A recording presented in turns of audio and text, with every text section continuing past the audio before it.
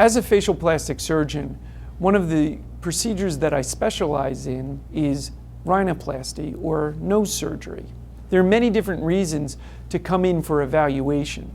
Some of the concerns that I often hear are either I don't like the way my nose looks, I have a hump on my nose is changing as I age, and most commonly, I can't breathe through my nose. There are many reasons why people can't breathe through their nose. It can be from trauma, could be that they were born and have some structural abnormalities that they don't even know about. Also, it could be previous surgery. We handle all types. So if you come in for evaluation and it's because you can't breathe, what we will do is do an internal nasal exam. We'll take a look at the inside of the nose and see if there's any structural abnormalities. The amazing thing about the nose is very often the internal structure really dictates what the external structure looks like. So whether it's an internal variation that causes the tip to be twisted, causes the dorsum to be twisted, or causes the nose to be a little off-center, very often once we correct the internal structure, the external structure improves as well. There are two main types of rhinoplasty.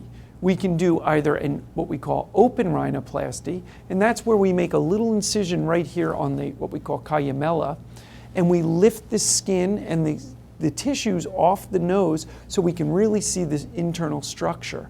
And then we do the rhinoplasty and we close that up.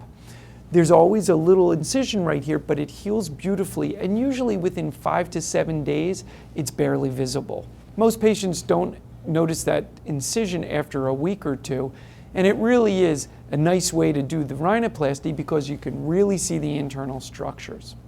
Another way that we do the rhinoplasty is called an endonasal or closed rhinoplasty. That's usually reserved for rhinoplasties that don't have a lot of tip work and mostly are dorsum and lateral nasal wall work. We can do minor tip work for the endonasal rhinoplasty. However, if there's a lot of reconstruction that needs to be done, most of the time we'll proceed with an open rhinoplasty.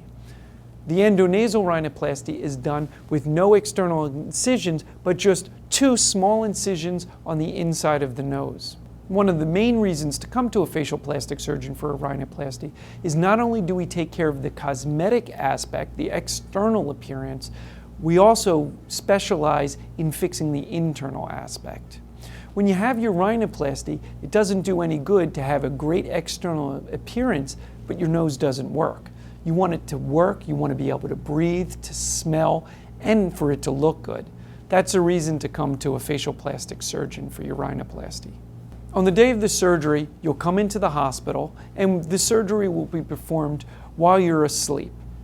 When you wake up, the things that you'll notice is that you have a small cast or splint on the outside of your nose. If you had an open rhinoplasty, there'll be some stitches along your columella, and if you had a closed or endonasal rhinoplasty, there'll be stitches on the inside of your nose in both the nostrils. You'll go home. The only thing that you need to do is keep the incision lines clean, and that's done with half-strength hydrogen peroxide and usually a little ointment, either Vaseline or bacitracin. A week after your surgery, we'll see you back in the office, and we'll take the external splint off, we'll take any sutures that need to come out, and we'll clean your nose, both internally and externally. You'll be breathing much better after we do the internal cleaning, and most people can't believe the difference. What happens then is there can be a little bit of swelling post-operatively that comes up about a week to 10 days after the surgery. That goes away rather quickly. Now, everybody always says, I heard there's swelling in the nose for a year after the rhinoplasty.